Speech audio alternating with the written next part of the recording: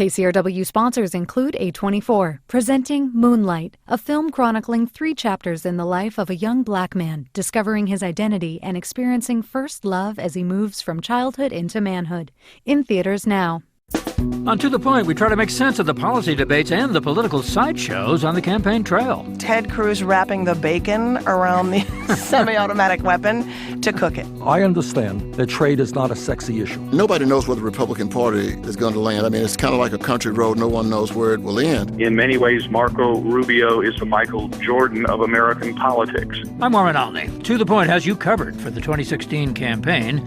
Find the To The Point podcast on KCRW's iTunes page. From KCRW Santa Monica and KCRW.com, it's The Treatment.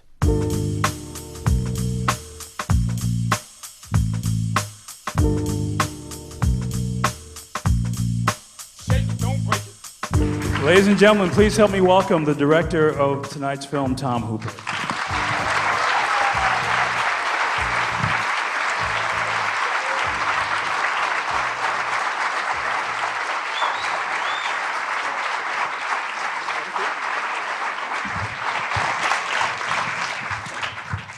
And you're blushing a little bit right now.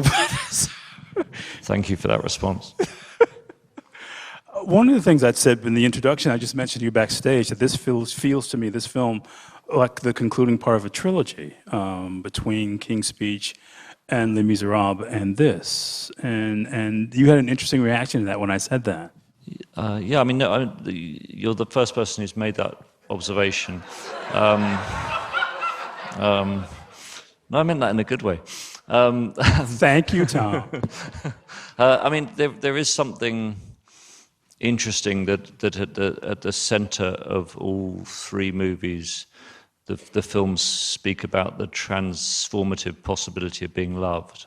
For Jean Valjean, it's that scene with the priest when Valjean is to his amazement, the priest lies on his behalf and forgives him, and that moment of kindness to a man who'd been degraded for 2 decades and brutalized, and creates a kind of extraordinarily burning epiphany where he discovers faith, discovers love, and commits his life to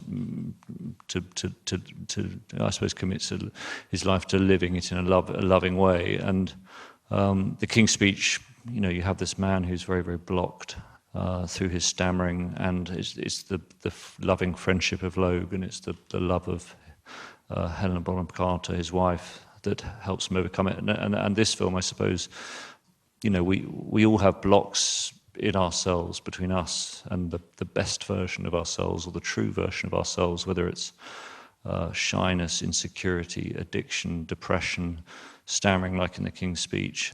But to not identify with the gender you're assigned at birth surely is the most profound of blocks one can imagine a human being facing, and a potential cause of such distress. But in this film, it is, given the time it's set, given the 1920s when there was no sort of roadmap for transition, I think it was only this extraordinary marriage and this love in that marriage that created this space for transformation being possible. So in that sense, yes, I think you're right.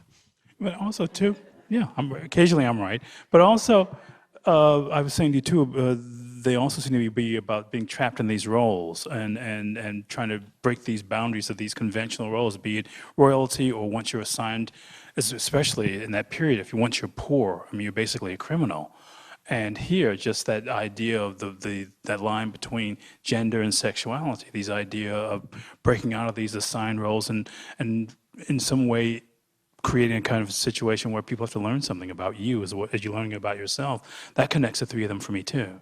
Yeah, I mean, you know, and I also, it made me think about the roles we're assigned at, I mean, the identities we're assigned at birth, whether through race or religion, you know, so we grow up with constructs or inheritances that affect us. But you know, I think in this film, gender and, you know, it was interesting to kind of make clear the difference between gender and sexuality.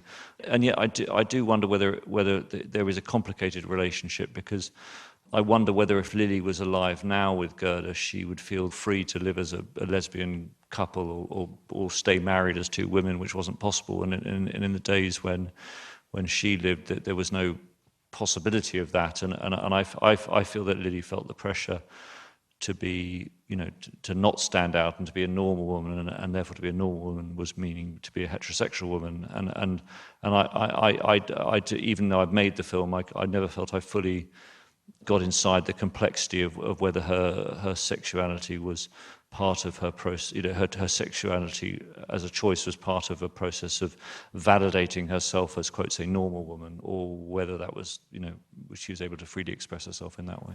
But these three movies too, and I mean, harp on this, not move on, but they deal with the way people are judged superficially. Once you're seen, the way people see you is the way they think you are, and that idea of going beneath the surface connects these three films as well, doesn't it?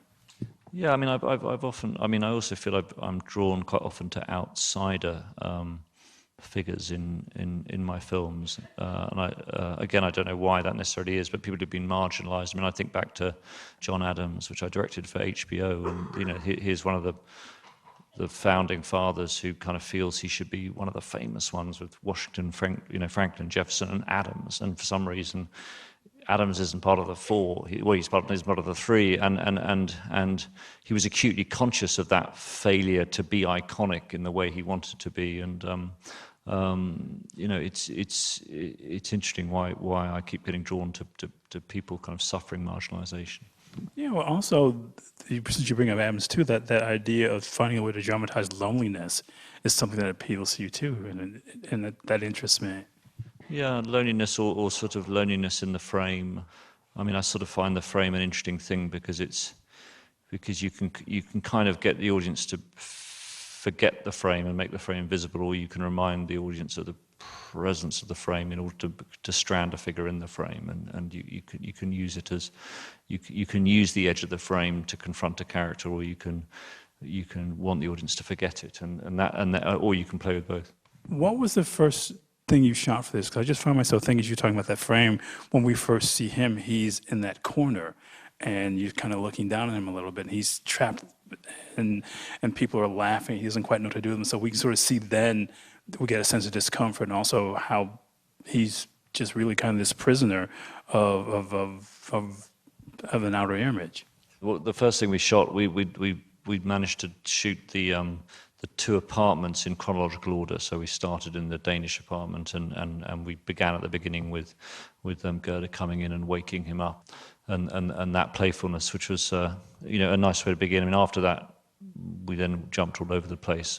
But we had a 3-week rehearsal, which allowed us to go through the whole film chronologically, and for the actors and myself to kind of mark out where they need to be at different points, so that we knew when we had to go out of sequence, we had a strong sense of where we needed to be. How far back does that go for you, having that kind of, or having rehearsal time in general when you're shooting? I think my relationship to actors changed profoundly working with Helen Mirren. I remember doing Prime Suspect with her. I was like, 26, 27, quite a young director, and I remember like one of the second day I had Helen, and she came in the morning. I said, good morning, Helen, and I've got this track laid. It's 30 feet long here, and I want you to walk from here to there because the camera's going to track along, and there's these beautiful perspectives that get opened up. And she gave me a look and said, well, why am I walking? I said, well, no, but the camera's going to go along, and we've got these beautiful perspectives. And she gave me another look and said, well, yeah, but why am I walking? And I said, and then I kind of stopped, realizing that I couldn't defend. And she said, I think I'd be over there by the window smoking a cigarette. And then I thought about whether I was going to take the now Dame Helen Mirren on, and I kind of thought, actually, that's a better idea, because this character's meant to have given up smoking, and maybe it's more interesting that we see this moment of rebellion. Anyway, I realized that she had a much better idea than I had, so I had the sort of embarrassment of telling my, much wiser and older grips that they had to pull up this big track, but really I learned that the really great actors come to the set with a vision of what they want to do, and if you don't at least give them the chance to do it once, you'll never know what that was. If the moment they walk in, you put them in a box because of the camera needing to be in a certain place. So I learned to be much more light of foot about how to place the camera, and not to put the pressure on the actor of saying the camera has to be here and giving them the space to create freely. Did you have that long a rehearsal time on the King's Speech as well? Did you have 3 weeks? Yeah, we had 3 weeks again. Les Mis, we had, it's a musical, so we had 8 or 9 weeks. But actually, on the Danish Girl, Eddie started preparing a year out, and he prepared pretty much full time for a year, apart from the odd distraction of a film called Theory of Everything, which kept getting in the way. What was that again? I don't know if I quite know that film. Okay. But you were saying before that you actually you got this script about the time you were preparing the King's Speech, right? Yeah. Actually, before I answer that question, there was a funny moment 2 weeks into the shoot where Eddie was very keen to have a long weekend off, which I thought was a kind of outrageous request. And then he said, well, there was this little matter of the Academy Awards on Sunday, and I really can't come back on Sunday night. I've got to fly back on Monday. So I said, okay, that's fair enough. So Tuesday morning, he comes straight back from the airport, and how was it? What's it like to win an Academy Award? After about 5 minutes, I'm kind of sneaking looks at my watch, and he noticed me sneaking looks, and he looks at me and he goes, we should crack on, shouldn't we? And I said, yeah. and that was it. And what was amazing about Eddie is there was no sense that he wanted to have a month for a victory lap or even a week. I mean, he couldn't think of anything better than get back to work, and the fact that he went through all that in those first 2-3 key weeks of the shoot when we were doing all the most emotional scenes, and he was literally I would have thought he just had a holiday if he hadn't told me. You wouldn't have known. He's an extraordinarily disciplined person. When did you first meet him? We first met doing, he was like 22-year-old actor on Elizabeth I, also with Helen Mirren as a theme. And he played a young rebel who rebels against Queen Elizabeth I, Queen Helen Mirren, and is obviously sentenced to death, because you don't rebel against Helen Mirren. And and in this moment of I shot this 2-camera setup of him reacting, and it was extraordinary. It was like watching someone being sentenced to death. It wasn't. You had the insight of, oh my God, this is what it would be like as a young man to have your life cut short and not have realised the implications of your actions and the implications of your hot-headedness. And it was his emotional rawness and his sort of this emotional translucency he had that was so extraordinary. And most English actors are in some kind of dialogue with their own reserve, or they're emotionally repressed. Not like English directors, I assure you. We have a very fluent contact with our emotions, as you can tell. But yeah, so watching this extraordinarily raw performance of this actor, in that moment I thought, if I can ever cast him as a lead in a film, I'd love to do it. But going back to answer your question, how I came across this film, it was 7 years ago I fell in love with the script. I was in early discussions of doing the King's Speech. It was late 2008. My wonderful casting director, Nina Gold, I was chatting about how I couldn't find any good scripts, and she said, I know of one great unmade script, and it's called The Danish Girl. But on this project, 7 years makes me a bit of a newbie. It was my producer, Gail Mutrix, who's here in the audience. I think for her it's been a 15-year labour of love to get it made.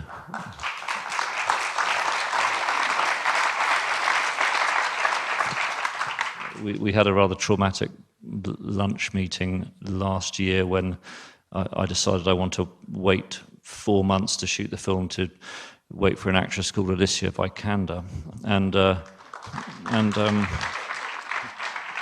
And Gail literally broke down in tears and said, sorry, Gail, I hope you don't mind saying sorry, but because she thought finally she was going to make the film, and then she had to have another delay, and she thought it would never happen, and I still keep reassuring her that it's happened. So Gail, please, can this be evidence that you've now got a finished film?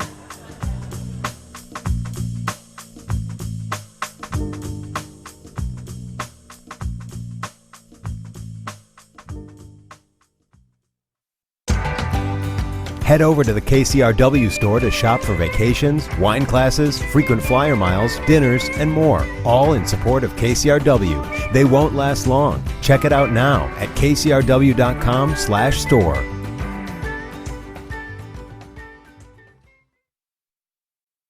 For me, there's often a character, be it Michael Sheen or Jeffrey Rush, who has kind of an emotional immediacy in you, and like who's feeling everything right away.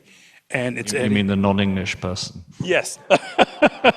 or the English person acting like a non-English person. But yes, and I just wonder, it sounds like that's what you responded to in Eddie, that immediate access he had to his emotions. Yeah, but actually I thought you were talking about Alicia, because I mean one of the, it was a dream to me to cast a Scandinavian in this film, because obviously if I had been a properly method director, I would have gone off and taught myself Danish, and then made it in Danish, and you would have seen it in 10 years, or maybe it wouldn't have got released here. But anyway, I made it in English, but to find an actress who's not only Scandinavian but had played a member of the Danish royal family in a royal affair rather brilliantly, I thought was great, because I worried that with an English actress and opposite Eddie, the whole thing might become subconsciously some kind of moratorium on Britishness, and Alicia brings this incredible kind of Scandinavian freedom and energy and drive to it, that and fearlessness that doesn't feel to me remotely British, and allowed that quality to come in. I was thinking about that as you were talking about that early scene where they're in the bedroom together, and you can see that the effect that she has on him, and the kind of couple that they are, and you can just really see the difference in temperaments and what they bring out in each other. And Gail, it was worth the wait to get her. No, it's funny because people sometimes will say, what's it like to shoot a sex scene? And in this particular case, it was, it was kind of the cliche that the Scandinavian actress was just completely relaxed, up front, uninhibited, and Eddie and I were the ones sort of, finding it incredibly hard to sort of say, what body position we might want people to adopt. But I learned something from her. It's much better to just be direct. Well, one of the things I was mentioning to you too, that I'm often struck in your films by the long passages without dialogue, and I wonder where that comes from for you. I suppose, for me, if you think about the scene in the Peep Show, which is perhaps one of the things I'm most proud of in the film, that's a non-dialogue moment, but it is, Lucinda Coxon described it brilliantly in the script. So it's sometimes I think people don't realise the role writers have in setting scenes that are non-dialogue as well as the others. But for me, to me, it's not just about dialogue; it's also about not overusing music. And Alexander Desplat, who wrote the wonderful score for this, is unusual in composers, and he's often lobbying to write sort of less rather than more, and it's I do think silence is slightly kind of underrated in cinema going. And I do think it's partly for practical reasons. I think when a cinema chain is really driven to sell popcorn to make money, that's noisy. How do you master noise? You have a noisy soundtrack. When you're watching a quiet film next to an action movie in the next door screen, you can hear the action movie through the walls. So it's a very good idea to have lots of music so you don't hear the action movie through the walls. I mean, I can understand why noisy cinema has grown up, but I think stillness has its place. Yeah, because I guess I was really struck too by the moments of violence in your films, like this scene where he's walking through the park and he's accosted by the guys, and we can sort of feel that turn, and that great last shot where the camera's kind of spinning and he's on the floor of that gazebo. Talk about staging that scene, because it's really harrowing to watch. Yeah, it has an upside down shot in which slightly happens by accident, because when you have a Steadicam rig and you want to get it super low, the only way to do it is to spin it so that the camera ends up upside down, and you normally say, well, we'll flip it later on, but you'll notice there's a shot in this where the camera's upside down, and also in John Adams it's the same. There's a shot in the last episode which is the same thing. But I thought Lucinda Coxon, the writer, said a very interesting note to me about the scene, which is that when we're talking about why Lily throws the first punch, and it was, Lucinda said, it's almost as if he's, by that stage, has got a death wish. He's inviting the violence against him. His self-esteem is so degraded by that point. He's got such a nihilistic place that he wants to invite a beating, which connects to the next scene where he talks about suicidal instincts with Hans. But the construction of the scene is lovely, because it starts with Lily being proud to be called a lesbian by the thugs. So it's beautifully structured in the writing, because you don't see where it's going to go. And I guess I was thinking about that scene too, where he's visiting the psychiatrist, and he just happens to look down at the assessment. And again, that's another really that scene to me almost feels like something out of Hitchcock. Thank you. I mean, did you know that was going to be like something that would build this kind of interesting tension, or because you could have played that any number of ways?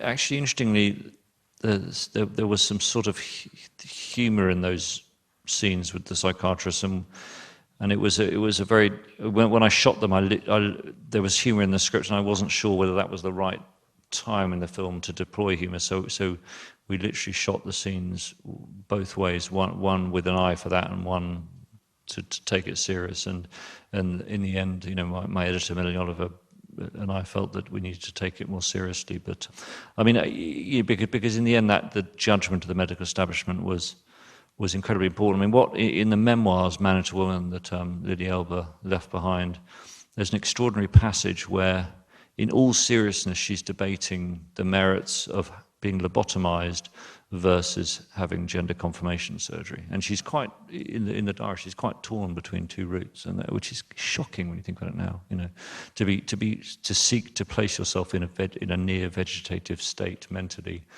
or to have tried the surgery. The fact that those seemed like kind of 50-50 choices at one point for her. Wow, because I just wonder, you say you saw that script like 8 years ago now almost, and if there were a number of changes, or if that was the version of the script that you shot, the version that you saw. We definitely did some, we commissioned, I mean, Gail, who's here, commissioned some great original research into Lily and Gerda. It was very, very hard to get at the facts because there's never been a book written about them.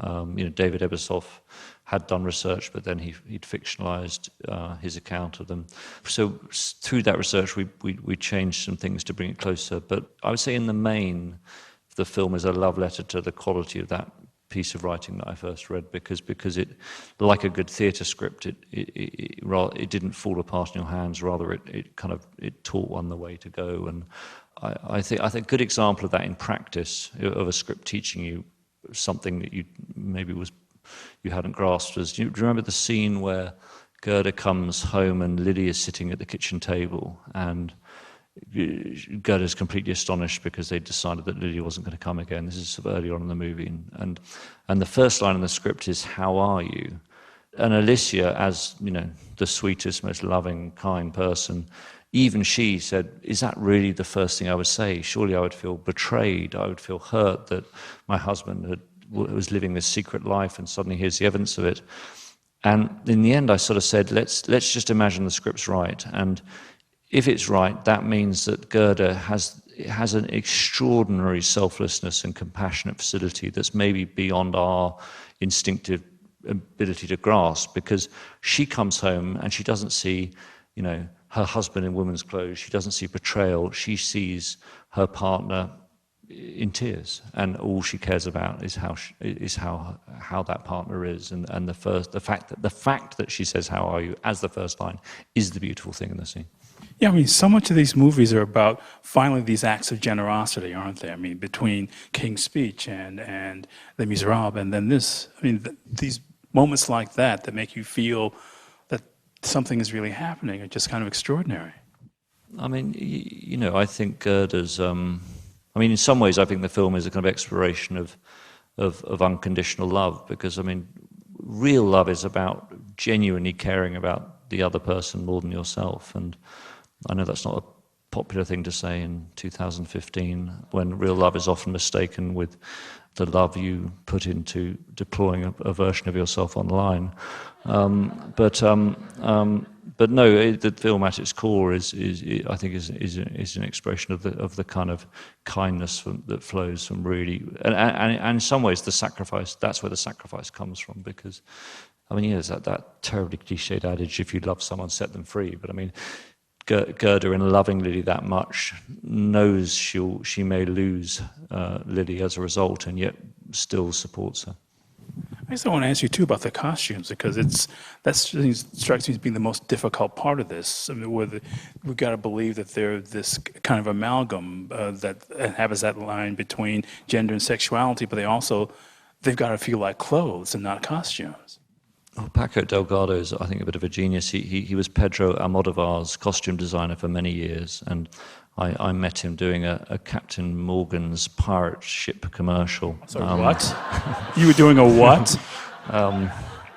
You're not getting away from that easily. You were doing a Captain Morgan's commercial. Yeah, in Spain, in Cadiz, and he was, the main man in Spain, and I met him, and he was extraordinary, and so we did Les Mis together, which was his first sort of break doing a big sort of studio picture, and I think Paco found it really interesting because when you look at the photos of the real Lillian Einar, they were, particularly Gerda, her sense of fashion was extraordinary. I mean, way ahead of its time. But you also got a tremendous sense that there was a real interest in dressing up, in creating costumes for the paintings. And so through that, one realized there was a particular space of freedom and license in the marriage in relation to clothes, which would have, again, helped Lily emerge. Yeah, because even that scene with the beating, he's wearing that beautiful, those silk pants and that beautiful sort of herringbone. Please don't get blood on those clothes because they're so beautiful. No, I mean, that what was really interesting in the photographs of Einar that Gail found through these researchers was there was a sort of phase in the middle where Einar was living as Einar. Lily was living as Einar, but she had slightly raised heels. She had a tailored waist. She consciously decided to feminize herself as a man, and I think that suit was a reflection of that. Because you almost see that. You could think. I was myself thinking about the new romantic period in British pop. They had that same kind of thing with the cinch waist and the bigger shoulders, and all these things that were basically about presentation, and in some ways just defining yourself in ways that people didn't know. But also, if you think about that era in British pop, again, it's about rebellion and the fact that, men deploying feminization in their dress could be seen as so subversive and rebellious. It speaks to, I suppose, the history of the complexity of gender politics. Let's thank Tom Hooper for being here today. Thank you.